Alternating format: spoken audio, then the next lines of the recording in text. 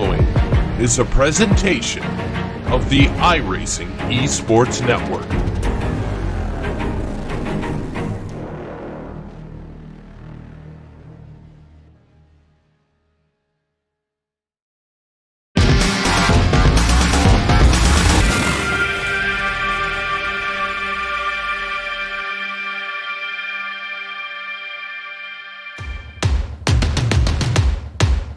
What are you afraid of? Those feelings are made up. For anyone asking who is the best, we putting our hands up. 4 more kilometers. Oh, there we go!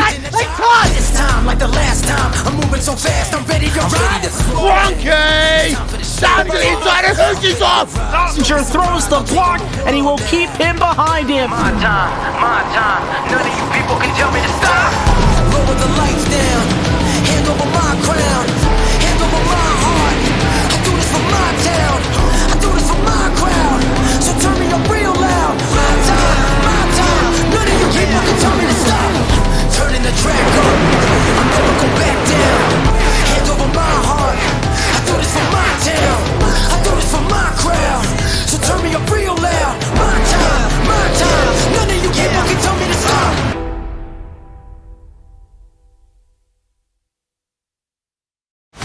So.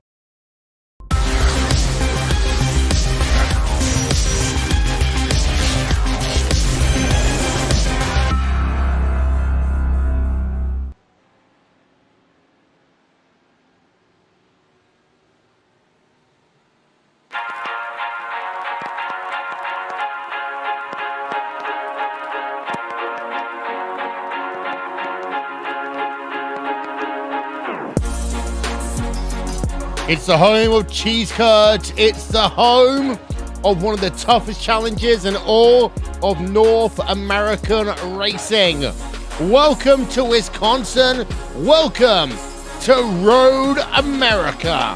And welcome to week number 6 of the iRacing Le Mans Series. Will Vincent here, Conway Maddock and Jack Styles will be taking you through the race in just one moment's time. Here's a look at the weather today. It is, 79 degrees Fahrenheit. Not a bad evening here. 48 degrees in terms, 48% in terms of humidity. But there are clouds out and there's a wind speed of 10 miles an hour. Want to give a shout out to the people who you can see on the screen now.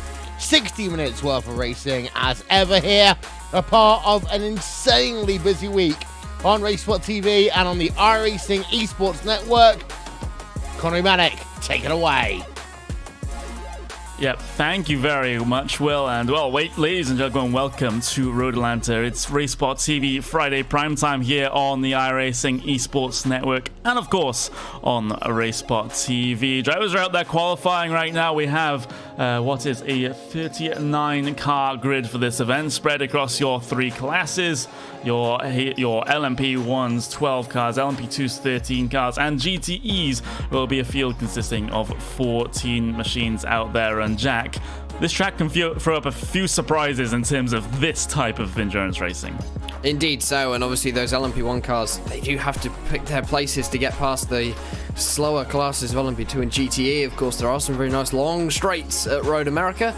There are also some nice tight twisty sections which these drivers will have to negotiate, and of course you do not want to be passing in those moments. Qualifying looking like it's currently coming towards a close. Everyone going for the one-lap strategy today, Connery, so I think a lot of drivers driving the one-lap wonder and trying to get that quali time just perfect. Yeah, exactly. We've only got a couple of drivers that are actually out there on track. Mikael Ricci will head his way towards the line for the driver of number 16. Actually gets himself pole position in your GTE field as a result. So a fantastic lap for him, a 158.9. The only driver in your GTE field to break the 158 barrier. But in terms of challenges for that particular achievement, there's pretty much no one from the GTE field out there on track right now to be able to make themselves known in terms of the front of that GTE field. We've got, the session's just ticked over. So there we go. The grid is now set here for round number 6 of the race here at Road Atlanta. The iRacing Le Mans Series grid lines up like this. Patrick Wolf will take pole position in your LMP1 field. Lining up right next to him on that front row will be his teammate of Fabrice Cornelis. So a pure racing team front row lockout it is. Then you've got a Thrustmaster Ivano second row lockout. Marcus Howes and Jose Maria Lopez will get themselves P number 3 and P number 4 in class. Joseph Burton Harris, P number 5 in your LMP1 field. Ashley Owen, P number 6. Patrick Schneider lines himself up, P number 7. We've got Michael Schwanzel there in P number 8. You've got Danny Martin as well, P number 9. And you've got LMP1s that didn't set a lap time. They'll be starting right at the back of that particular field. You've got Dennis Grabowski, Oleg Foka, and Jurian Gronen there to round out your 12 LMP1s. But looking back to your lesser powered LMP2s, you got Justin Hoop there taking a pole position by about 0.3 of a second. So that's a fantastic effort from the driver of the number 30. Jesper Dricker will head his way onto that front row in terms of the LMP2 fields. Ronnie Durig, Tanner McCulloch will be the makeup of that second row in that class. Got Damon Martinez, Maria Holweck, Brendan Philippe, Maxime Detilia, Brisbois. I'm probably horribly mispronouncing that French-inspired name there. He currently lines himself up in 20th position overall. That is going to be very near the back of the grid in terms of LMP2. Jacob Yechman and Frank Frostman there in the number 38. And in terms of drivers that didn't have lap time in your LMP2 field, Radek Sikora, Patrick Kingston, Kevin Holzer will have to try to make their charges through the field. In GTE though, Mikael Ricci there, pole position for him. We got Jorge Valls lining up right next to him. Bruno Fontalba and Antia Hola there brings things down to P number 29 overall. Giannis Chodakis, Ricardo Silva, Paul R. Williams, Anders Dahl right in the mid-pack there trying to spice things up. We've got Nestor Kiscolo, Florian Denard, David Pena Jimenez, Christian Talak, Scott Brazier for Team Bushring Racing there at the back of the GTE field. And your final grid position will be taken up by the number 19 of Lawrence Derrick. We've got full pace lap here, Jack, so this will just give a little bit of time for the drivers to get some heat into those tires, especially if you're part of a class that doesn't have tire warmers, which I believe is the HPDs and the GTEs here. I believe so as well. In fact, I think all three classes do not have tyre warmers, so it's incredibly important for these drivers to get the warmth into the tyres. Going into turn number 1, it's going to be very, very close, especially in the GTE field, quite a large field, the largest today of 14 cars. For LMP1, they have got a few laps where they're going to have a bit of a breather, Connery, and not have any traffic to deal with. I would expect to say by about like 5 or 6, they will be deep into GTE traffic, and by about 9 or 10 deep into the LMP2 traffic. That's what we're looking at right now, as it is the LMP2 fields, and I'm going to have a pretty substantial debt to pay Will every time I call that field the HPD fields, even though it's fully consisted of HPDs. But there we go. We'll just ignore that one for now as the drivers head their way up through turn 5, up to the tricky braking zone of turn number 6 as well. This is where you see a lot of action out there on track going side by side through this particular section. But we're still just a couple of minutes away from that happening for the first time. We've got a front out row lockout for the Pure Racing team, so they'll be in a very, very good position here coming towards the race start, because whoever leads down into turn number 1 basically has a rear gunner from those very, very thirsty Thrustmaster Ivano cars behind Jack. And you do have two incredible prototype drivers in the form of Thrustmaster Ivano here today. Marcus Hamilton, he has won a few times so far this season, won last time out at Suzuka, and well, alongside him, his teammate, Jose Maria Lopez. Well, for those of you who think you recognise the name, yes, that is the World Touring Car Champion, and yes, that is Toyota's factory LMP1 driver, so a reasonable driver in prototypes, I'd say. Only reasonable, not the best, but just reasonable there, as they're coming up to now what is perhaps one of the most treacherous sections on this circuit, the King, turn number 11, and we've seen many attempted side-by-sides through here, Jack. I think I can count on one hand how many have been successful. I've never really seen one that's been successful. The kink is so hard to pass that. Lapping traffic for the LMP1 field probably is going to be a little bit easier going through there. For LMP2s, maybe not so much. And I think for this LMP1 traffic, it's just going to be a case of like what we saw at Suzuka just 7 days ago. Get through the traffic nice and cleanly and be able to get yourself to the end. If you're in a good position at the end, even better. Into turn number 12 of Canada Corner. Now, it's always a very, very tricky braking zone, especially if you get yourself too close to that left-hand side. I've seen many, many drivers in the past dip 2 tires into the grass down there and have a spin into the gravel trap right at the end of the braking zone. But only a couple of corners to go now before we get this race underway for the iRacing Le Mans Series. Just watch that roof pace car dive down on towards the lane in just a couple of moments' time. The field will be then under the control of the number 3 of Patrick Wolf. He does hold them up for just a couple of moments, then 100% throttle right up the hill and across the start-finish line. We're going to go green flag racing here at Road America.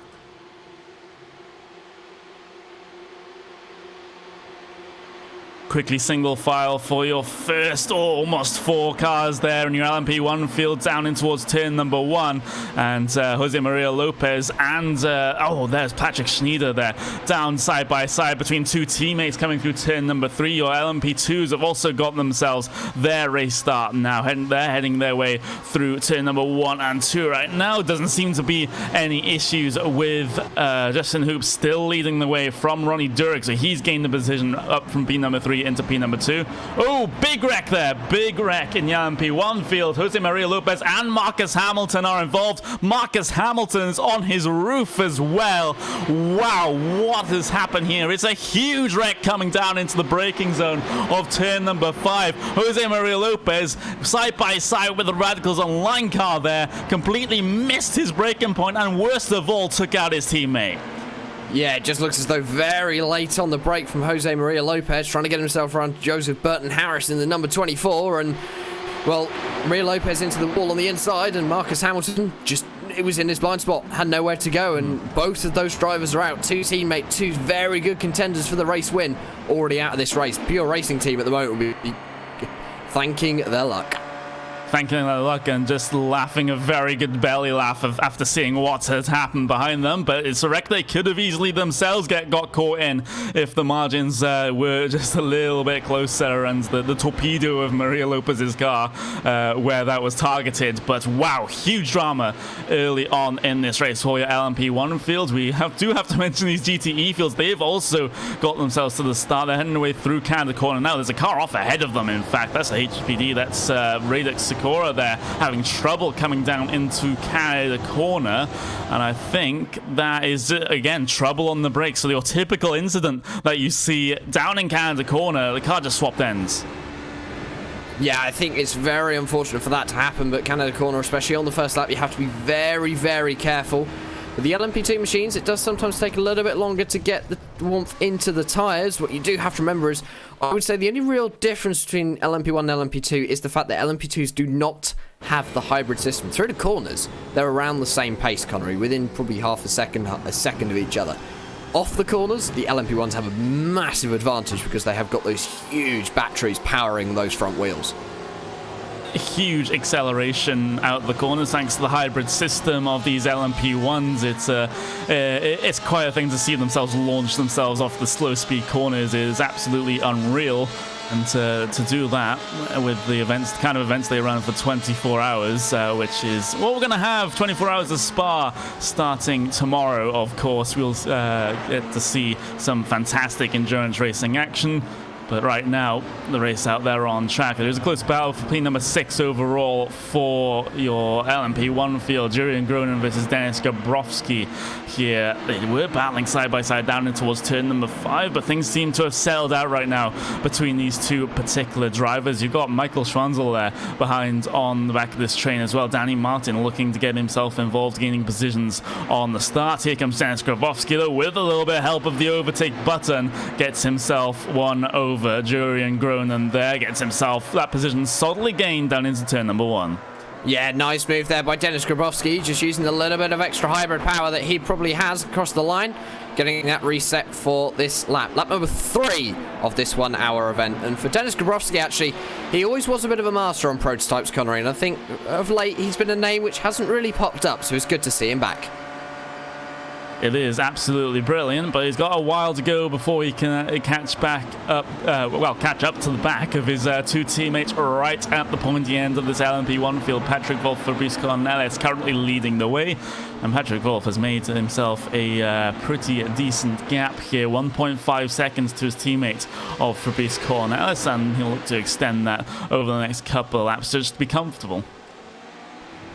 Yeah, I think for Fabrice Cornelis now, it's just a case of keeping the gap with Patrick Wolf. For Patrick Wolf, he can get a gap on his teammate. Keon, I think he's doing quite well at the front at the moment. Currently, the gap is around 1.4 seconds for your race lead. And it looks as though last time, Patrick Wolf was slightly faster, but only by a couple of hundredths.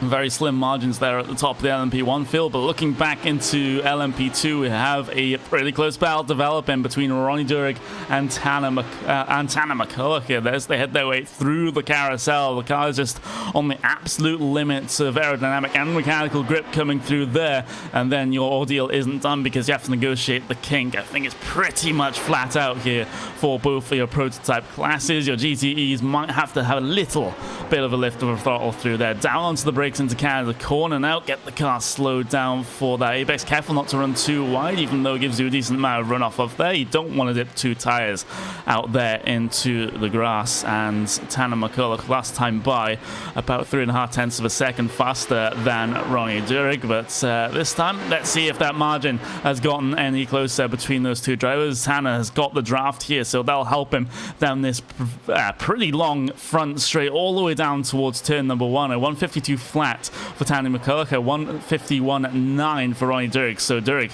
10th of a second advantage that last time by, but can he keep that consistent? I think for the driver of Tanner McCulloch, he's just trying to edge out. If he can get a 10th here, 10th there, as you see him really close up through turn 3 there, Connery. Every single 10th is going to be valuable in this battle for position number 2 in LMP2. And for Tanner, as long as he can keep himself nice and concentrated, I think he can close up the gap even further. It's currently around 4 tenths, so he has got a good draft as they come down into turn number 5, getting very close to the rear of the car of Ronnie Durig. But for Ronnie Durig, I think it's just a case of hold fire and defend. He's got a bit of a gap forward to Justin Hope. It's about 4 seconds at the moment, so his concentration at the moment is defending from that driver of Tanner McCulloch. Yeah, and your LMP2 leader is actually lapping about 8 tenths of a second faster as Durig actually goes for a trip into the gravel trap, and there we go. There's the change for position for P number 2 in your LMP2 field. Tanner McCulloch will take those all day long. Pretty much gifted to him when Ronnie Durig pushed wide there, coming up towards turn number 8, and he'll be, hopefully for him at least, will try to be off and away, trying to chase down your race leader, but Durig probably won't let him try to get away all that much. They were pretty similar on pace within a couple of tenths of a second. Let's just see what happens here, Jack. And of course, obviously last time around, Tanner McCulloch was about 9 tenths of a second slower than your current leader of Justin Hope. So for Justin, he has got a slight bit of an advantage. And well, for Tanner, I think he does have to first of all gap the driver of Ronnie Durig, because he is still within a second. Gap is only 7 tenths as they come across the line once again. That does mean that Ronnie Durig does have draft, and that draft range is really important in these LMP2 cars. Of course, no hybrid boost to help them get past off the corners, and that little bit extra down the straights if you have any left, Connery, which you do get in the LMP1 class. So for LMP2, that draft is even more important. Yeah, we were just briefly on board there with Jorge Valls with the chase for P number 1 in your GTE field, currently held by Michele Ricci there, heading his way through the final corner. This gap has been fluctuating up and down. 3 tenths of a second advantage, though, to Valls that last lap, and sitting in the draft, you'll be always closing down towards turn number 1. 2 minutes flat 0.5 there for Valls, and a 2 minutes 0.3 for Michele Ricci. So these lap times are being traded one way or the other. No driver with the obvious advantage in this particular battle at this moment in time. We'll have to see how that develops over the course of this race. But looking back for the battle for P number 3, that has a pretty considerable train behind it as well. Antia Aloha there in the number 18 Team Bushing Racing Machine. You've also got Bruno Fontalba, Ricardo Silva, Giannis Chodakis, as well as Paul R. Williams there, all within sight of P number 3. So once these guys close up, or hopefully these guys close up, this will be a fantastic fight. I'd probably say you've got about 40% of that GTE class as the number 3 machine of Patrick Wolf, your LMP1 leader, makes his way. Fabrice Corniel very late on the brakes. Look at that lead now. It's very close. This is where you've got to be careful through this tight and twisty section with the lapping. Fabrice Corniel is getting caught out. Patrick Wolf going very aggressive on some of the GTE cars today, and well, for this big lead battle, especially for this battle for position number 3, if one of them makes contact, that's another driver that the other drivers around them don't have to worry about. You can just see how much more downforce these LMP1 machines have through that very fast carousel.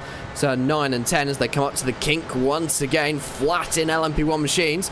And also, I'm going to quickly say, Michele Ricci, he has been in the mid-pack of our GTE field so far this season, Connery, and he's up at the front. He's found some good pace here at Road America, so clearly something going right for him in the 1050 Barbanera racing machine. It is definitely right now as he tries to... the prototypes not only try to manage the traffic, the slower traffic ahead of them, it's also the GTEs, a matter of managing the prototype traffic trying to come through on them as well. It's a part of the GTE etiquette that isn't really talked about, so it's good to see them just negotiate that just fine as the rest of your LMP1 prototypes will try to head their way through on your GTE fields, and this is the best place to do it on the run down towards turn number 1. Just you got to open up the throttle in your LMP1s and just breeze by on driver's right hand side. But when it comes to the corners, especially when it comes up to the kink, things can get very, very sketchy indeed. As the drivers will file their way through there just fine. But looking back through, I believe this is the LMP2 field here. The 35, the 34, and the 38, those are pretty close on track together right now, heading their way through the kink. There's Maxime there. I'll just use their first name for fear of messing up everything else. Maria Holweck and Frank Frostman here involved in this particular battle, just at the, sort of mid to bottom end of your LMP2 field. Yeah, just a little bit of a mid-pack battle going on here. Looks at the moment, Maxime in the number 35 machine has got the advantage over everyone else. Maria Holweck, though, not going to let them get away, and I think that's what she needs to do in the number 34. They are very balanced at the moment. Everyone's setting around the same lap times. Last time around, 52.9, 53.5. So everyone around the same pace in this battle. We will keep our eye on it for the moment, as it looks as though Frank Frostman has dropped back a little bit from Maria Holweck.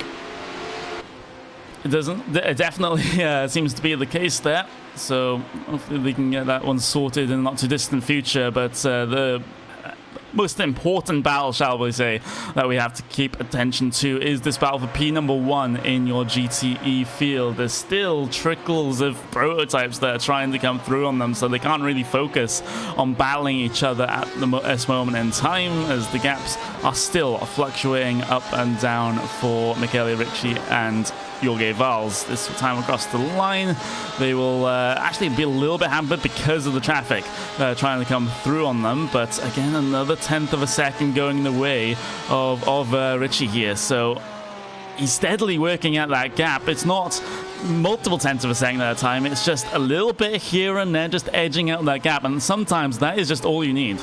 That is indeed all you need. And I think for Jorge at the moment, his concentration will be making sure that this traffic can get through nice and safely. Most of the LMP1 field is now passed. There is one more driver to make their way through the GTE field in its entirety. That is, it looks as though Jurian Groningen in the Audi R18, that diesel-powered car. The only diesel-powered LMP1 we ever saw in competition. He's now going to make his way past the second-place machine, up into turn number 6 by the looks of it. And nice clean pass. That's what you need to do. That's good traffic management.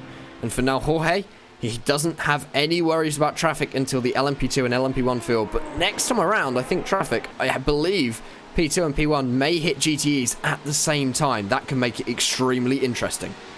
Slight asterisk to that. Marcus Hamilton actually still out there on the racing circuit after his big incident with his teammate down into turn number 5 for the first time. He still has to make his way through pretty much the rest, the majority of the GTE field. But yes, otherwise you're completely right. The LMP2s have still yet to do so. We'll just see that in the next couple of laps here in this one. But looking at the LMP1 field, in fact, the battle between Ashley Owen and I believe this is Patrick Schneider as well. So both teammates as well. So we'll see how this one turns out. And it seems to be a Thrustmaster Movano affair here, shall we say, in your LMP1 field. Of course, 2 of them have pretty much been taken out of this race, but there's still yet more.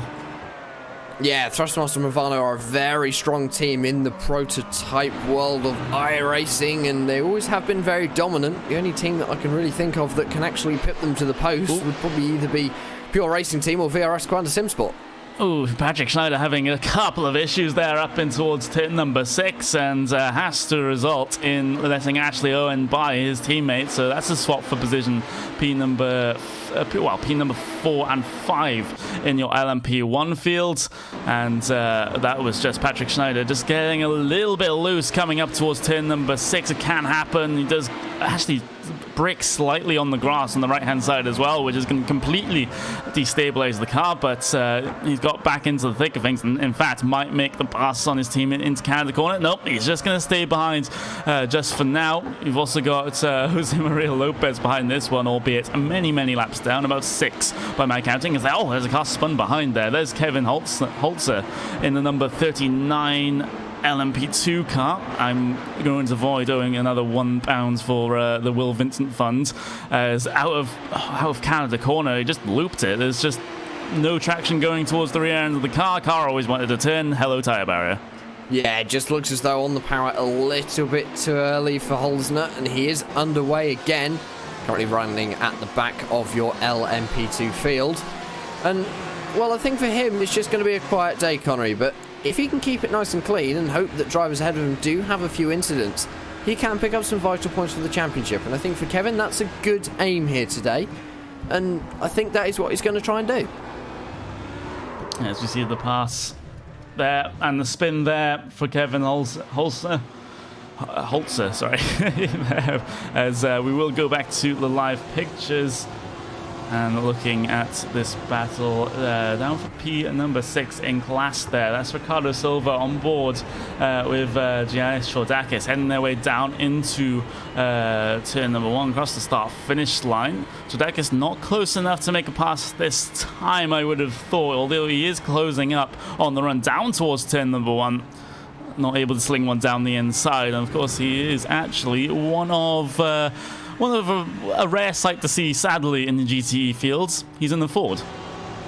Yeah, it looks as though he is the lonesome Ford here today, and I think everyone's just going, well, I'm going to try the Porsche out this season. It's the new car, it's what everyone wants to try, and that's by the looks of it. Don't count the Ford out for anything, though. It's still a great little car. It does favour prototype drivers a little bit more, I've found, compared to the 2 other GTE cars, the Porsche and the Ferrari. The Ferrari is probably, I would say, one of the easiest to drive. The Ford is the hardest, but if you can get the Ford right, and you can get the Ford set up perfect, you will be absolutely blisteringly fast. It's always a car that's maybe struggled a little bit, but it is very slowly coming back into its own, and for the drivers who know how to master it, they always do well in it.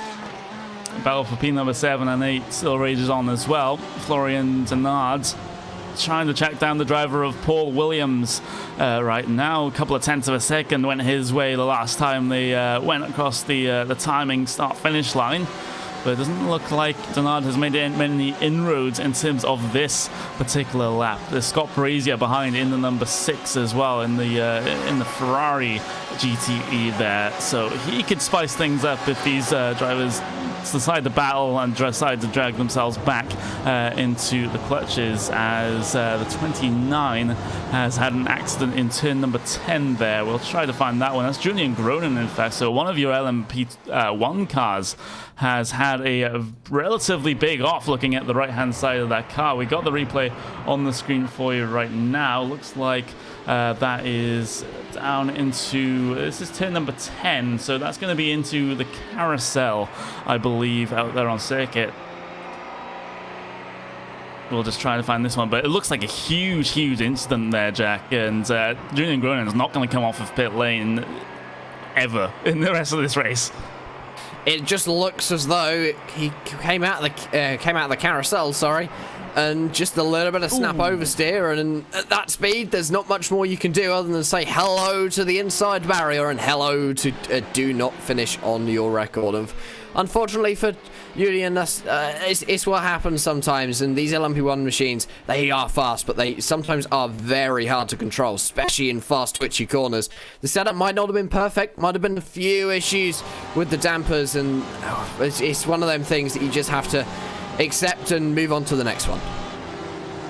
Yeah, it is, as the car was basically spat out of the carousel into the concrete wall on the driver's right-hand side. There's just no traction coming over those curves at all. The car wasn't having any of it, and took Julian Gronin for a ride, shall we say. But looking at the LMP1 field as it stands right now, Ashley Owen, P number 4, Patrick Schneider, P number 5. We've also got Jose Maria Lopez on the back of this one, a good couple of laps down, so the three teammates here running together. There was a possible position, a little bit of a lapping situation going on ahead there, with Joseph Burtonhouse going down the inside at turn number 9 of a HPD. So that's one of the issues that you have to deal with as an LMP1 driver. You've not only got slow GTEs to pass, you've also got those LMP2 machines as well, which the speed difference is a little bit more equal, so you could argue it's sometimes a little bit tougher to try and lap those.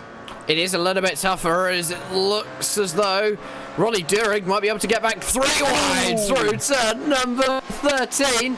Very clutch. Ronnie Durig has managed to get back position number 2 and LMP2 of Tanner McCulloch, and Tanner just looks like a very unfortunate mistake through Canada corner, and almost an accident with one of the Thrustmaster Movano racing machines. I believe it was Ashley Owen just about avoiding disaster. That was incredibly close.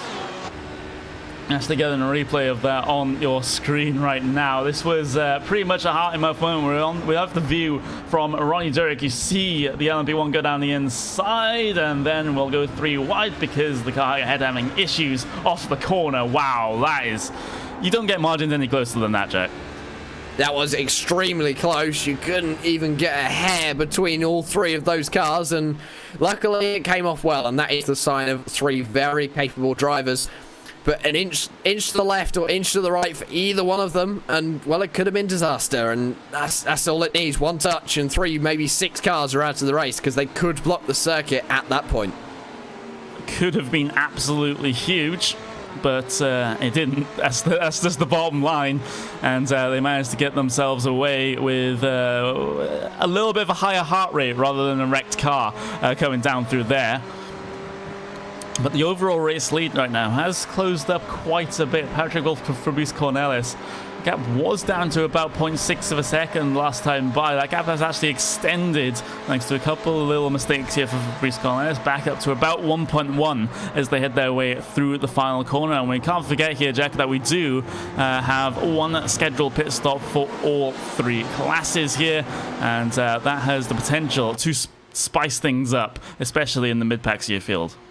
Those pit stops, your LMP1 pit stops, will be coming away at around the halfway mark. We usually see it between about 29 and 32 minutes into the race.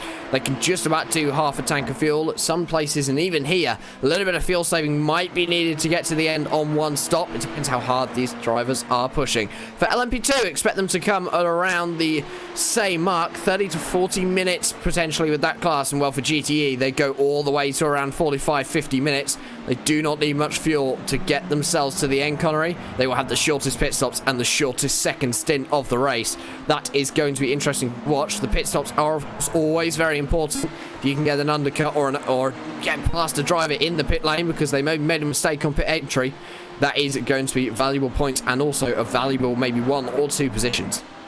We'll be away just for a couple of moments here. Stick with us as the round number 6 at Road Atlanta for the iRacing Le Mans Series. So what are you afraid of? Those feelings are made up. For anyone asking who is the best, we putting our hands up. 4 more kilometers. A big there we go! They touch! This time, like the last time, I'm moving so fast, I'm ready to ride. Wonky! Down to the inside of Hoosie's off! Passenger throws the block, and he will keep him behind him. My time. None of you people can tell me to stop. Lower the lights down. Hand over my crown. Hand over my heart. I do this for my town. I do this for my crowd. So turn me up real loud. My time. None of you people can tell me to stop. Turning the track up. I'll never go back down. Hand over my heart. I do this for my town. I do this for my crowd. So turn me up real loud. My time. None of you people can tell me to stop.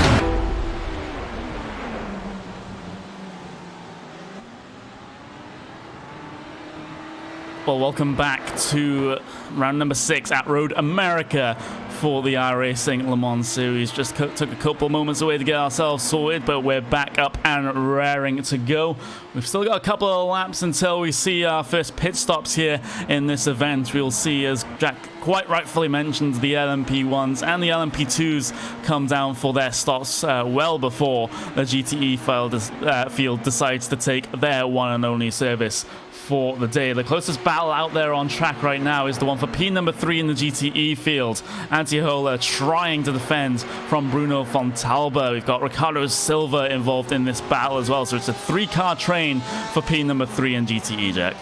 Yeah, a little bit of LMP2 traffic to deal with at the moment for these drivers. Tandem McCulloch is going to try and make his way through. Cannot get it done there. He's, I think, going to be able to get Ricardo Silva done before heading down into the Hurry Downs. He has indeed 2 more to navigate. He should be able to do that in the carousel. This traffic can often disrupt a battle as through comes one of the Trustmaster Movano Racing LMP1 machines. Well, on the outside, we're going to cut it off. That is going to be the driver of Ollie Quokka in the number 27. He does save it. Good save. Nice car control from Ollie through the carousel that time. That's not what you want to do when overtaking traffic, especially at that part of the circuit.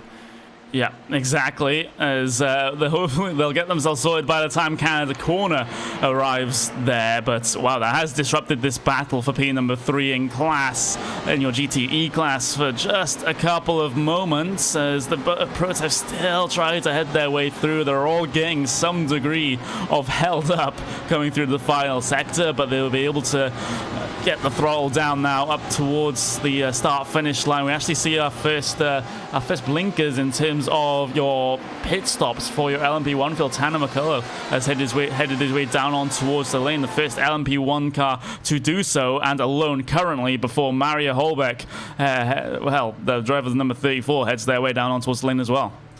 Yeah, looking as though pit stops are starting at the moment for LMP1 and LMP2, in fact, and that's a little bit earlier than I'd expected, actually, Connery. They haven't made the halfway stage. That could mean that some of these drivers are either trying to do an undercut or they can't make it to the end in one stop.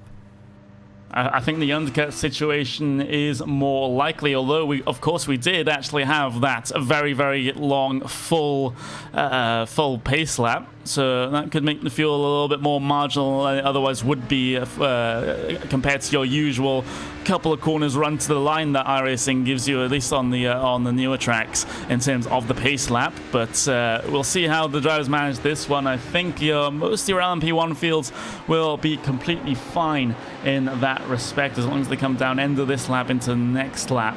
They should have no worries at all. Fabrice Cornelis is catching his teammate though for the race lead. That may be down more to traffic than clear air pace right now for Fabrice, but that is just sometimes an advantage you have to take with both hands, especially in the prototype field. Even if you aren't faster in the clear air, you can gain a ton of time if you're faster in traffic. Yeah, the traffic management is always important, especially in multi-class racing. If you can get it just right, that could be worth 10, maybe 15 seconds over the course of a race. It also depends on luck and where you do catch that traffic. If you catch it every single time through a nice, tight, twisty section, then, well, you're going to lose quite a lot of time. If you can get most of your traffic on a nice, long straight, especially in the LMP1 field, that's very, very useful, because you can just use that hybrid boost, and, well, you can fly your way past and those GTEs won't even see you. That is the ideal plan there for the LMP1s and, of course, the LMP2s as well. But it's not a thing that always happens. Sometimes the traffic just falls one way and you can't really do anything about it. It's basically luck of the draw, and hope that your opponents get worse luck than you do. But heading their way through the final corner now are both teammates in P1 and P2 of the LMP1 field. They will miss pit lane this time by, so they will be able to easily reach the hour mark in their particular cars. No one diving down on towards the lane just yet, so we just had those two early pitters in LMP1, and the rest of them, apart from Joseph Burton-Harris, he heads his way down towards the lane now, have decided to go the extra laps. Yeah, and I think that extra lap is going to be very important for Joseph Burton-Harris. Maybe he's burned just a little bit more fuel, can't make that extra lap. Dennis Gabrowski is also going to follow him down onto pit lane this time. So 17 or 18 lap strategies is what I would expect from the LMP1 field. And, well, from here they can definitely get to the end. 18 and a half laps remaining, so no worries on fuel for this LMP1 field so far. No worries at all as both drivers try to get themselves stopped for their pit stalls and wait for that fuel to go in. No one else joining them on the lane just at this moment in time, but I think we'll see a flurry of pit stops next time as your leaders start to think about heading their way. And they're currently heading their way through the carousel right now. So just a second or so for them to go before they potentially head their way down. We do have other visitors on the lane, though. We do have Ollie Quokka and the driver of Danny Martin for the number 23 team. So drivers further mid-pack and further back are deciding these early stops, well, they might actually benefit them because of the undercut. Maybe, and for Dennis Gabrowski, that was a very long stop, 32.4 seconds. Compared to Joseph Burton-Harris's 16.9. So for Dennis Gabrowski, he could have had a few issues on that first stint, or maybe he forgot to untick the tyres, and, well, he has now got he could potentially have a new fresh set of boots on that car, Connery, but he also could have had some damage that he got repaired. We do not know. Possibly. I hope that maybe iRacing will listen to this one and give us a couple more features like that to be able to tell for us broadcasters. It would make a much easier job for us. But your race leader now is down on the lane. So is P2. So is P3 and 4. And I wouldn't be surprised if Swans will head his way down on towards the lane as well for P5. So it's a pit party time right now for your LMP1 fields. And I think the order will remain pretty much the same as they had their way across the line, and no drivers were really that close heading their way on. But if someone has trouble in the pit stops like Dennis Gabrowski had with potentially forgetting to untick the tyres, then it could be a cause for concern. It could indeed. We've just got to see what these drivers can do. Patrick Wolf is out and away by the looks of it. He is indeed 19.8 second stops, so slightly longer. Joseph Burton-Harris, maybe he pitted early, went for a more aggressive fuel strategy, tried to gain back some time. Fabrice Cornelius is also out and away.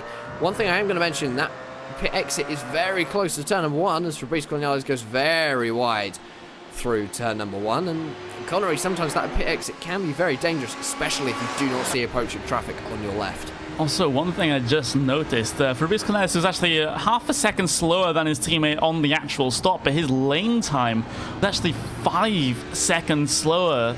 Fabrice Cornelius was so slow coming into pit lane. Did he actually run out of fuel coming up the hill there just at the last couple of moments? I'm just going to listen to the engine notes. Yes. Fabrice Cornelius making margins so small that you can't tell the difference between, you start running out of fuel up in the pit entry. That is incredible. Thankfully, he didn't start losing the power coming out of the final corner. Otherwise, he maybe wouldn't have had enough power to head his way up the hill into pit lane. I mean, that is a very steep hill on pit lane entry. So for Fabrice Cornelius, very lucky escape. He probably just had to clutch it in and ride it to the end of the pit lane. Of course, he is the second box in, but he is out and away once again. That does explain the slightly longer time. And, well, I think I have a bit of an explanation as to why Dennis Gabrowski had a long stop. 15-second stop and go for speeding in the pit lane, I think. Thank you very much for David John Gibbons for that suggestion on the YouTube channel. Oh, that's a costly mistake there for Dennis Gabrowski. Speeding in pit lane, it can be a concern here given the braking zone it is a little bit shorter than than other pit lanes because you're heading the way up the hill towards the yellow cones. But onboard audio right now with Fabrice Cornelis as he tries to recover from that slow stop and chase down his teammate. Yeah, I think at the moment the gap is currently 11 seconds. So Fabrice Cornelis, he has got a lot of work to do to close that gap. 2.6 seconds behind now. And that is all that splits those two apart. Two completely different teams, Radicals Online and Pure Racing Team. Well, both teams are very capable in these LMP1 machines. And Connery, I'd probably say that if Joseph Burton Harris can get the traffic in the right place and use it to his advantage, we could have a battle for position number 2 on in just a moment's time. Yeah, we could, because Fabrice has lost so much time to the race leader, and getting a huge twitch there coming up through turn number 8 is not going to help things at all. Neither is going around the outside of traffic through the carousel either, so it's been a horrible pit stop cycle for the young Belgian. But looking at P3 in your GTE field, this battle is still going on. Of course, your GTE field and your LMP2 field have not made their way down on towards the lane just yet. We'll expect them down just a little bit later on, as late as possible for these GTE field. They really like to run that tank dry and then take the splash and dash right at the end of their first stint. But Ahula here trying to defend position from Bruno Fontalba. Fontalba hasn't really been in a position to try and make any opportunity to try and get himself onto the final step of the podium. Could require a late move coming down in towards this turn number 5, but decides not to go for it this time. And it must be pretty frustrating seeing the driver right ahead of you, like you're right on pace with, but you just can't get that another 10th closer to have any chance of the move. And we have seen various moves down into turn number 5 in previous years, some successful and some not.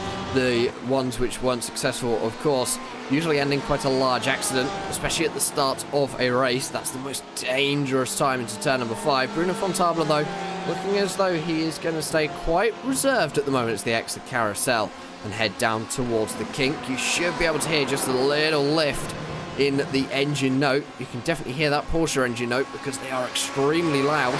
I don't think actually when Antiohola does get along or has that car of Bruno Fontabla alongside, not sure how much he's going to defend that position. Of course, final step on the podium is always very, very competitive, very coveted. But for Bruno Fontabla, I think it's going to be either an undercut in the pits or a late race move is going to be how he is going to try and do it. We do have your first couple of pitters in LMP2 though. Damon Martinez, Brendan Philippe, Jacob Lemon and Espadrica in their way down on towards the lane. So your pit stop window for your LMP2 field is wide open. Justin Hoop and René Durick, your front runners in that field, decided to give pit lane a miss this time by, so expect them in over the next lap or so we can get things sorted out in your LMP2 field. It'll still be a little bit of time before we see these GTE cars head their way down in, for reasons that we have mentioned before, but Fontalba still not close enough, I would argue, again, over Antiohola. As I'm trying to get that name right, it can be a little bit tricky, but it seems like Fontalba is fast, but he's just fast in the wrong places, and now he has to deal with all the prototypes trying to go through on his inside. Yeah, very dangerous place into turn number 5, especially with prototypes, but for Bruno Fontabla, as you just said, he is very quick, but only in certain places. I wonder whether that is a slightly higher downforce setup on that Porsche compared to Antiohola's Ferrari. Also great to see the two manufacturers going head-to-head. Shows how balanced this class is. And actually, in fact, Bruno Fontabla has now dropped back from outside of a second, Connery, so that traffic really affecting him this time by, as Antiohola very close to the inside through the carousel this time. Going to be able to get out nice and cleanly. Looked as though for a moment or two he was about to have a meeting with one of the many concrete walls we have here at Road America.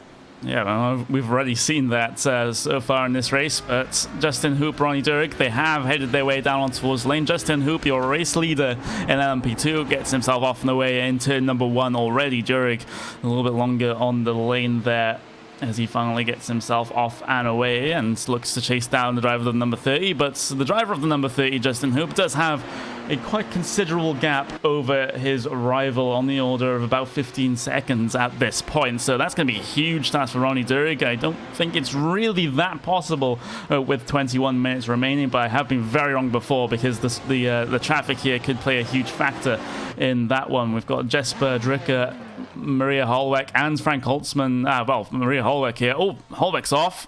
That's the driver of number 34 having a couple of issues getting themselves off of the final corner, and it's something that we do see cars pushing wide there. Did try to carry as much momentum as they could, but sometimes that is just... well, also can be a scary moment going over that curb as well. I've seen so many cars go for a spin coming through that particular section, so well held by the 34. Indeed so, and a very early stop for your GTE race leader, Michele Ricci, down onto pit lane. He is back out again. Pit stop time of a 13.6. We have had actually a few GTEs come down to the lane, so I would probably say here at Road America they are using more fuel, potentially going to be early GTE field, and usually we see them in about 6 or 7 minutes time. Yeah, that is what we usually see. So, well, let's see if any of the GTE field, also any of the other GTE cars, decide to go for that early stop as well. Michele Ricci, the only driver to do so far. Let's just see how that one does play out for him as the Alpha P number 2 overall.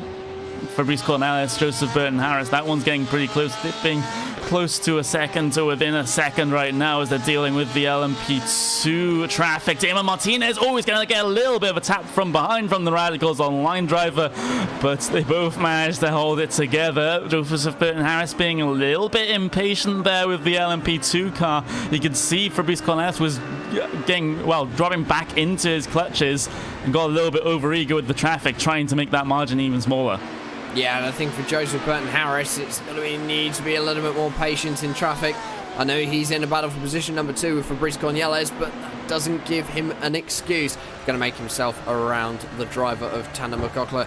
Nice and easy into turn number 2 that time. And, well, Connery, for Joseph Burton Harris, that gap has closed. But for Fabrice Cornelis, I would probably say he does have a little bit more pace. Certainly looks to be the case, but he also has been having a good amount of trouble with a couple of these corners. The car just seems not all that balanced. The back end is stepping out quite a lot on that number 1 Pure Racing Team car, so it could be having a couple of issues heading towards the end of the stint with the with potential tire wear as well adding to the issue, which will be exacerbated because of him sliding the car around these corners. But right now, seems to have evened out, seems to have, car seems to have come back to him, especially heading his way through the carousel. No sketchiness through there at all, no problems at all for the driver of the number 1 looking to extend his gap over Joseph Burton Harris. Back to the battle for P number 2 in your GTE field though.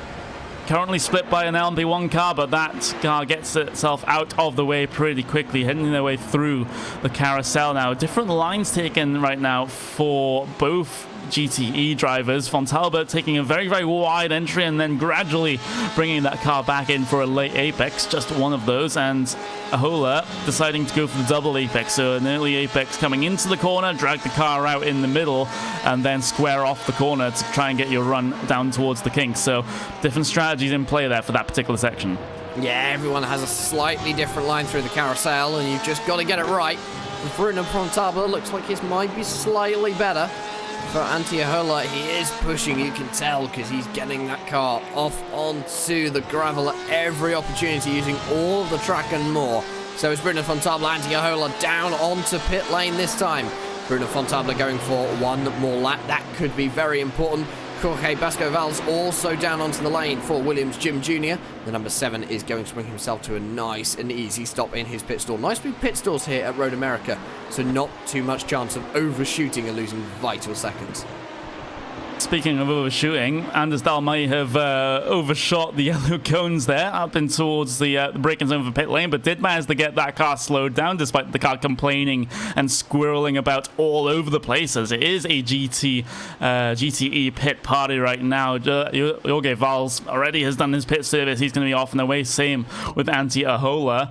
And I'm just looking at Michele Ricci. He comes off of the well, comes by pit exit, re-inherits the race lead, and Jorge Valls is not too far away, actually. Actually, he is within a second there, so Jorge Valls still in this for the race lead, so battle for the race lead, battle for P number 3 in your GTE field to look forward to.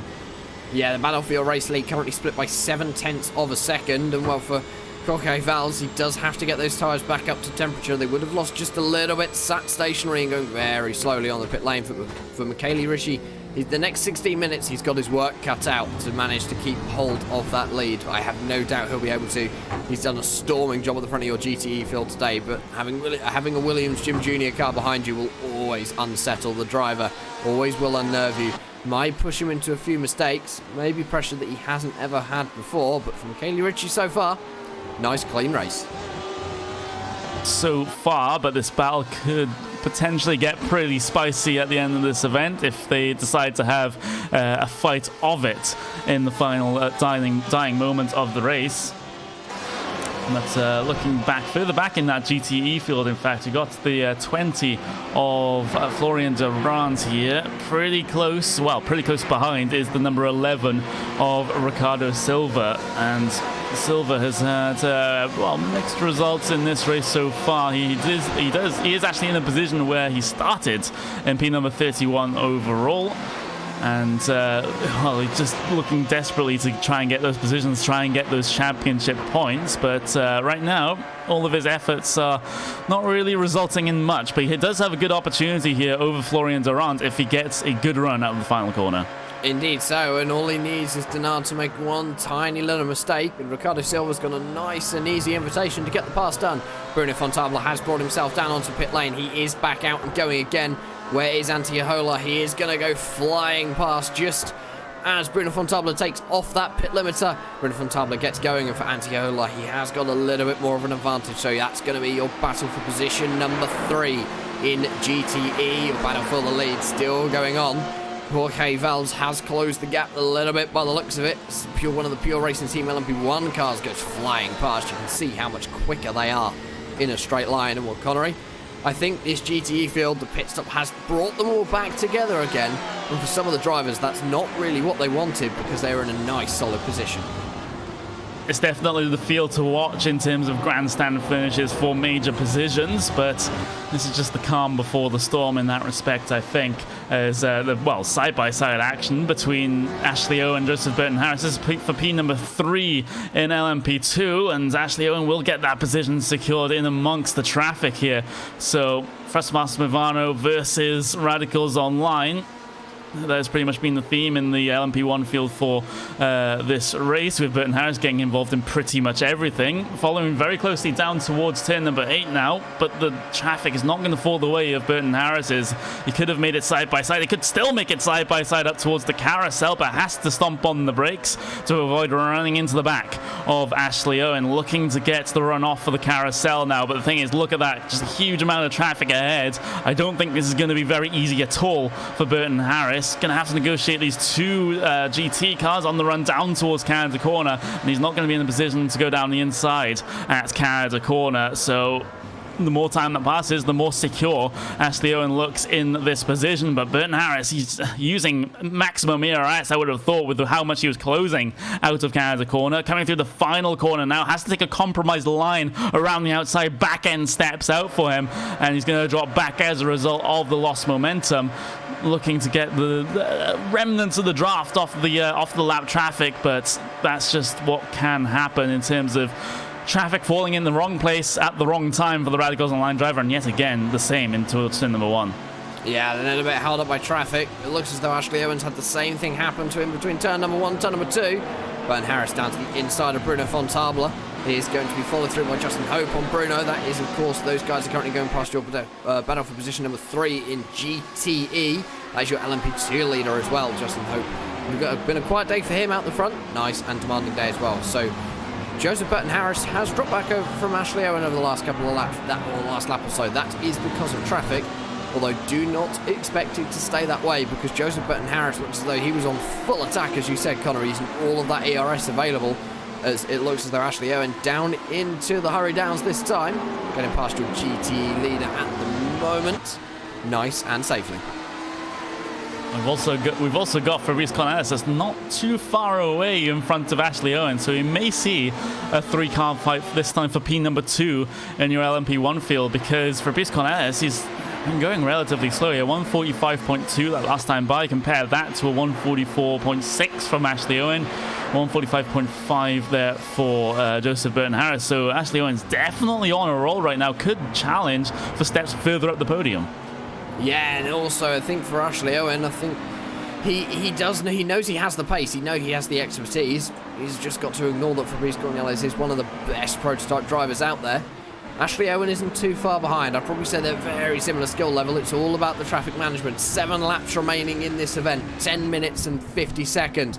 Your GTE race lead has also closed up now to 3.5 tenths. Jorge Val's really putting the pressure on Michele Ricci now, and Michele Ricci has not got much to offer. Jorge closing into turn number 1. I think he's going to be close enough this time. No, he is not. Michele Ricci looking like he's getting a little bit loose through turn number 1. Down into turn number 2 and 3 for the 25th time for your GTE leaders. No avail once again. Do you reckon Val's is going to go for a turn number 5 late lunge, Connery, or do you reckon he's going to just leave it a little bit more, be a little bit more reserved? I think he might go for it, you know, as the prototype traffic gets their way by, and there's going to be no further disruption in terms of that in the very recent future. But here we go, down towards the inside, battle for the race lead in GTE, as the door will be shut there by Michele Ricci. So Jorge Valls just has to wait another day for another attempt. But that was just a statement there. Valls just putting his car in a position where Michele Ricci had to close the door into 5. Yeah, very close between those two, but for Michele Ricci, the perfect moment to do so. Joseph Burton-Harris has closed the gap to Ashley Owen back to 0.3 of a second. Obviously using more hybrid power, the aggressive hybrid power strategy that he's going for in the closing stages of this race. Clearly working so far. They have also closed the gap to Fabrice Cornelis. He is only around a second, 1.2 seconds ahead of Ashley Owen at the moment. Also depends how traffic will affect this. They have got some clean air now. Most of the traffic currently heading through the hurry downs in the carousel. They're currently heading through the final corner and up to start lap number 30 of this event, Connery. So for this battle for position number 2, at the moment, they haven't got too much traffic to worry about. This is going to let these guys have a nice, good, clean battle. Yep, exactly. They have pretty clear air, and the only traffic that is ahead is just in drips and drabs in terms of just single car affairs rather than packs of GTs or LMP2s. So it does give them a lot of breathing room to start to have their own little squabbles out there on track. Fantastic exit though off of turn number 3 for Ashley Owen. Manages to prevent the move or any potential move from Joseph Burton-Harris down towards the inside, but he is closing up on the Pure Racing Team driver Fabrice Cornelis. I think preemptively, or rather prematurely, used his overtake button to defend there as Joseph Burton-Harris goes off at turn number 5. That's not going to help his situation at all. But like I said, I think Ashley Owen was not too secure in his position ahead of Joseph Burton-Harris in towards turn number 5, or so he thought, because he used the ERS boost coming out of 3, even though there was no immediate threat. Yeah, and I think for Ashley Owen, that has... Maybe there was a little bit more of a strategy call, because it's forced Joseph Burton-Harris to do the same. That means he's now on a little bit less hybrid for this lap, putting him at a little bit more of a disadvantage. But for Fabrice Cornelis, he still has that advantage of the hybrid power, a little bit more for this lap this time around. So that's meant that he can get away from Joseph Burton-Harris and Ashley Owen. They've both used the hybrid very strategically, especially for Ashley Owen, because it's put Burton-Harris a little bit on the back foot. I wonder whether he's worrying about Burton-Harris a little bit more than he's worrying around Fabrice Cornelis at the moment. If I was in Ashley Owen's seat, I'd be worried about Fabrice Cornelis and getting yourself up another position to get some more points. Joseph Burton-Harris very deep into the final corner, running off the right. No. That's a big mistake, and the outside wall says hello. Hello indeed, and it's not a very friendly hello for the Radicals Online driver meeting the concrete barrier, but he carried way too much speed coming through the final corner, tracked out too wide onto the grass, and these are not rallycross cars at all. They want to be on that racing surface, and it's just the end of Joseph Burton-Harris's race now, and he was running so well in P number 4, qualified P number 5, but now he'll be classified as out of this event. And the around the outside in turn number 5 for position number 2. Fabrice Cornelis is going to hold the inside. They make contact. Fabrice Cornelis holding position number 2. Ashley Owen had about a 20km/h advantage on speed there, Connery, but for Fabrice Cornelis, he managed to get later on the brakes, and that's how he defended it. This is what you mean This is what we see with the hybrid and the overtake button that we talk about. And for Ashley Owen, almost up into position number 2. He's got no threat from behind now because Patrick Snyder is around another 10-12 seconds back. So for Ashley Owen, all he needs to worry about is that number 1 of Fabrice Cornielles in position number 2. Very close to getting the pass done. And now look at that. His hybrid's gone. Fabrice Cornielles has walked off into the distance.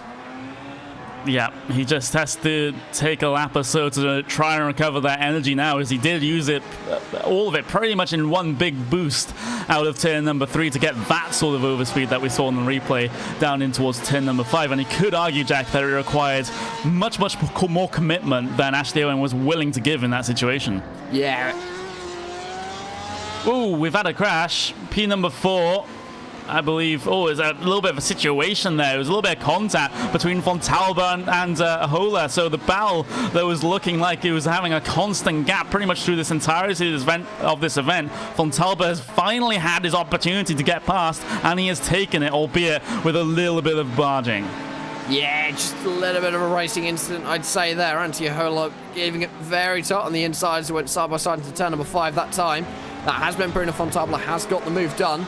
But Antti is still there. He's still within touching distance to Connery, so he can get the position back. Still 5 minutes remaining in this event. 3 more laps for these GTE drivers and another 3.5 for LMP1. So another 3.5 laps for Ashley Owen and Fabrice Cornielles to sort out their differences and decide who's going to finish position number 2. And we also can't forget the battle for the race lead in GTE either. Michael Ricci currently leading the way from Jorge Valls, and Valls has managed to close up that gap that he managed to get himself as a result of a failed pass over Michael Ricci, and he's going to be very close, heading his way down in towards turn number 1 this time. Let's just see if he goes for it. The driver of the number 7 here looking for the race lead, potentially gestures towards driver's right, but steadily brings that car back and follows your race leader in GTE tightly through turn 1, through turn number 2, which doesn't really exist, through turn number 3 as well. Look for that good run off the corner. No ERS boost shenanigans in your GTE field. This is pure power coming down the back straight now. Valls in a very, very good position, tucked in the slipstream. We're going to see a battle, ladies and gentlemen, for P number 1 in your GTE field. Defensive inside line for Michele Ricci down towards turn number 5. Pretty much the exact same time on the brakes. Valls has to go around the long way around onto the runoff, side by side up towards the braking zone at turn number 6. The uphill braking zone is squirrely on the brakes is Ricci, but he manages to hold position there from Jorge Valls, and this isn't over. Indeed not. Very defensive there from Michele Ricci, forcing the driver of Jorge Valls onto the outside as they head into the hurry downs once again. No change in positions. You can't really do much through the carousel. The next overtaking opportunity is going to be Canada Corner at the end of the straight. As we see a little bit of traffic, this is going to be Ronnie Durig getting involved. Durig clears one, clears the other on the exit. No change in between these two guys. So for Jorge Valls now, use that draft to his advantage through the kink once again. And I wonder when they just that little bit better of a drive off the corner. Is Michele Ricci going to be able to defend once again? We will wait and see. And in fact, Jorge Valls not close enough this time around. So he is going to have to try a later opportunity. Just 2 laps remaining now in this race. Michele Ricci, all he needs to do is survive another 13 kilometers, and then he will come home and win his first race of the season on Friday night prime time, but he has got some competition. Battle for the 18 and 12 here, side by side through Bill Mitchell Bend up towards turn number 14. Giannis Chodakis gaining a position over Antti Ahola there through the final sector, and this battle isn't done either as the prototype drivers try to file their way through. Ahola will tuck within the slipstream here down towards turn number 1. Outside line has to be taken by him, as this is the battle for 4th in class in your GTE field. So the Ford on the inside, Ferrari on the outside. There's almost a little bit of contact there between the two drivers, but they managed to get themselves off the way and okay. And we have a spinner as well, Ricardo Silva, turn number 12. So the fireworks are starting to go off here in the final couple of minutes. And down into turn in number 5, Valls to the outside. Michele Ricci once again very late on the brakes for Valls, and Michele Ricci holding the position. position number 2 in LMP1 as well. Fabrice Cornelis, Ashley Owen once again. Ashley Owen, lots of hybrid boost. He's going to have to change direction on the grass. The move done already. He's now going to move to the inside defensive line. Traffic on the outside. That forces Fabrice down to the inside. Nice move there by Ashley Owen, using the traffic to his advantage. Ashley Owen up in 2nd position, LMP1. Now, does Fabrice have anything left in that car to be able to challenge that move and wrestle P number 2 back from Ashley Owen? He only has a lap after this one to be able to do that. So, Ashley Owen very slow coming up through turn number 8 and 9. So that means Cornelis is so close up through the carousel, but they're both slightly compromised there by the bit of GTE traffic. As there, Ashley Owen's run out of VRS boost on the run down towards the King, side by side through there for P number 2 overall. Fabrice Cornelis makes it work. Ashley Owen looking for the pass back down in towards Canada corner with a bunch of traffic ahead down towards the outside now, and he's not going to be able to commit. Wow, that was a huge flurry of action down towards the kink, and Fabrice Cornelis, his main objective now is to deal with this traffic as fast as possible, try and build out that gap. But we'll keep an eye on that one as we look back towards your race lead in GT. That has extended, so they've only got a lap to go, or Vals has a lap to go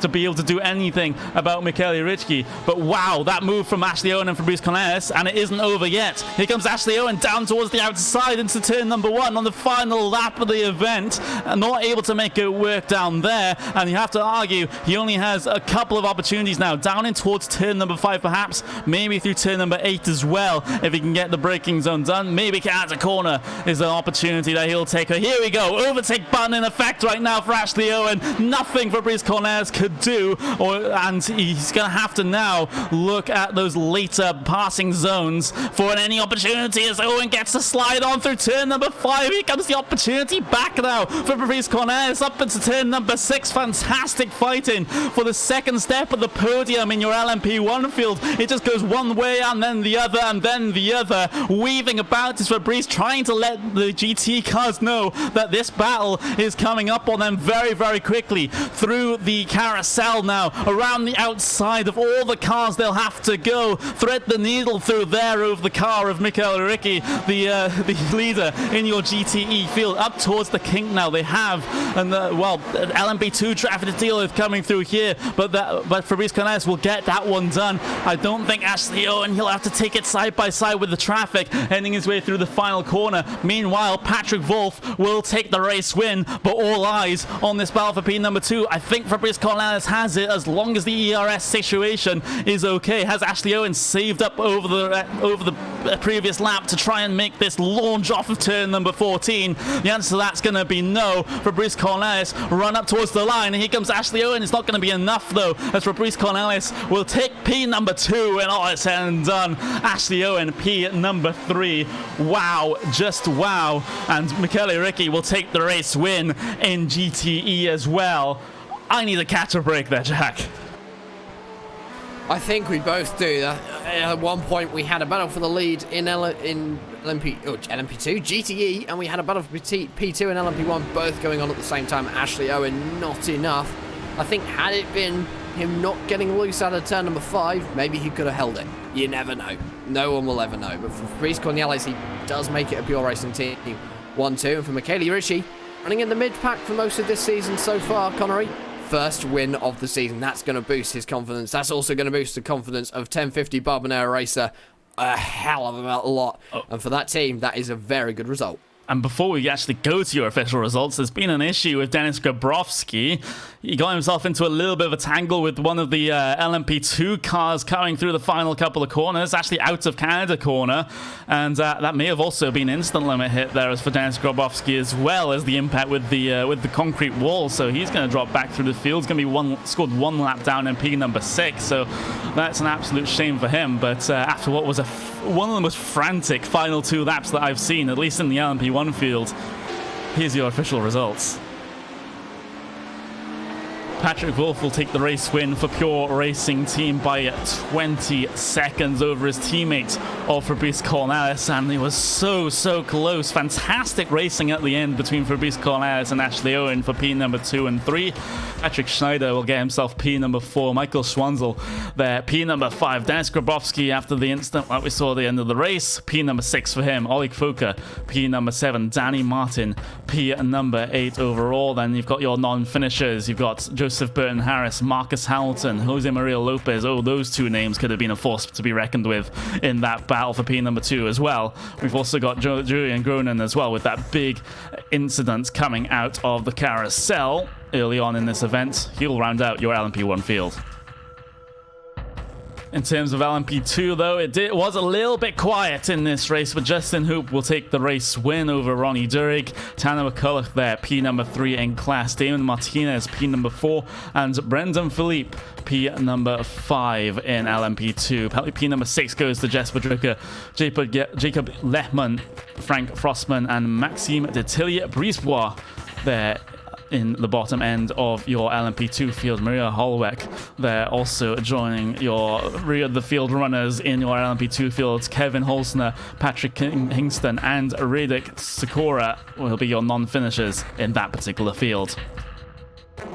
In GTE, though, there were a good couple of fireworks as well, so the LMP1s weren't the only ones standing out in this event. Michele Ricci taking a race win in GTE over Jorge Valls despite his best efforts in the last couple of laps. Bruno Fontalba will get himself the final step of the podium after a fantastic fight with Giannis Strodakis and Antti Ahola. We've got Scott Brazier there with a pretty quiet race. P number 25 overall, solidly mid-pack there for Brazier. Florian Durand will get the position behind him. David Piana Jimenez, pretty quiet for him as well. Not seen much of him. Paul Williams, Anders Dahl, Nestris Kioskulu will line up, well, get the positions behind them. Ricardo Silva with a late race incident drops back a little bit. We've got Christian Takaris and Lawrence Derrick rounding out the entirety of your 39 car field in terms of your finishing results. Well, we'll just take a break for a couple of minutes here on RaceSpot TV and the iRacing Esports Network, but after these commercials, the post-race show. Driver interviews. Don't go away. So, you want to race in NASCAR.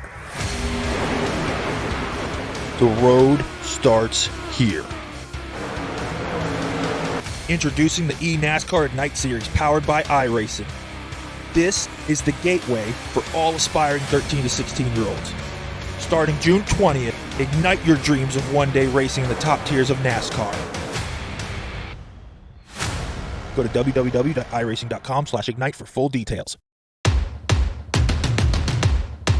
So what are you afraid of? Those feelings are made up. For anyone asking who is the best, we putting our hands up. 4 more kilometers. A big there we go!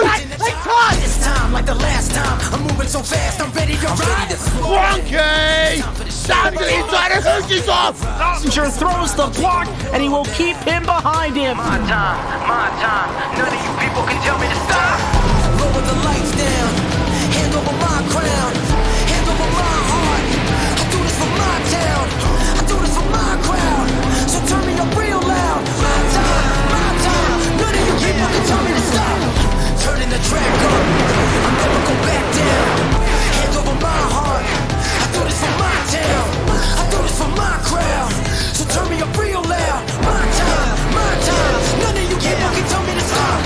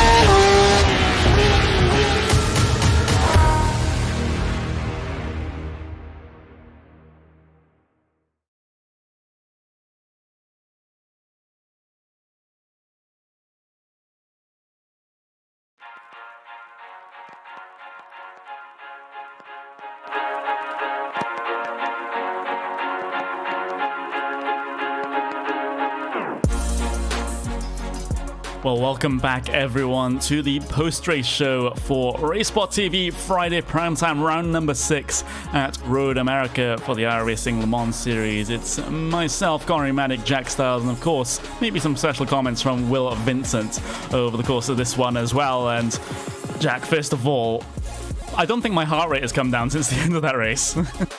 Mine certainly hasn't either.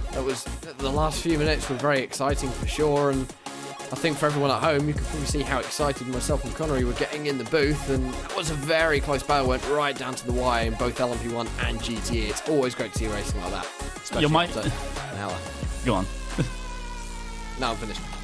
You are finished, but we were pretty excited, and perhaps too overly excited in Jack's case, with his microphone complaining about that throughout the race. But it was a pretty comfortable win, at least in LMP1s for both Patrick Wolff and in LMP2 Justin Hoop, but definitely wasn't the case for Michele Ricci and Jorge Valls. I would have hoped that we see a little bit more of that one near the end, but a little bit of a blown attempt from Valls meant that he wasn't really close enough on the final lap to be able to do anything. But it's just this race always throws up surprises, and we got a very, very nice surprise at the end of this one. Oh, indeed it does, and it always does in the iRacing 1 series. Anything can happen in that long hour, and you'll be surprised how quickly it goes when you're on the driver's seat, and you'll be surprised how quickly it goes in the commentary booth. And for some of the drivers, you sort of look at the time running and think, oh, I've got 40 minutes, I've got ages yet, and you then look and go, oh, I've got 10. Probably want to start making some moves in a minute, start getting a few more positions and get some more valuable points. And I think that's maybe what Ashley Owen realised in the closing stages, and sort of thought, I'm in touching distance a second, I might as well try. Not much I can lose here apart from essentially all the points you get for finishing third. Of course, Le Mans is more well known, of course, for endurance racing. And speaking of endurance racing, we've got tomorrow the start of the 24 hours of Spa-Francorchamps. That one is definitely one that you cannot miss, Will. It's one of the star events of the year. You don't want to miss it, but of course, get yourself a second monitor and watch the iRacing World Championship Grand Prix Series, which is taking place at the same time.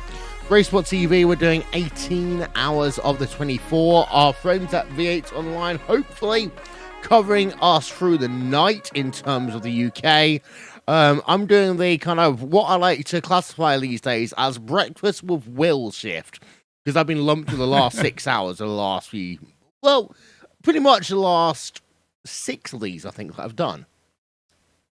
Of course, it's myself and Jack once again for the first 6 hours. We'll also be joined by Alvin Nieves for that one as well. So we'll get we'll get the B stream job, shall we say, there, Will, with the World Championship Series going on at the same time. We've also got Randy Cheneth and David Haynes there for hours 6 to 12. So plenty of action this weekend on Racebot TV and the iRacing Esports Network. And don't forget, we have the small issue of the 2K World Cup as well, 8 p.m. GMT on the Sunday. So a weekend full of racing here on the iRacing Esports Network, and just huge events in general going on all over the place, Jack.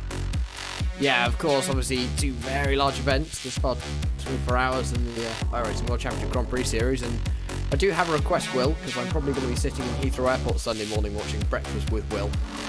Any chance of making it slightly entertaining so I don't fall asleep, because I'm going to be up most of the What terminal are you at Heathrow Airport? Terminal number 5. Terminal 5.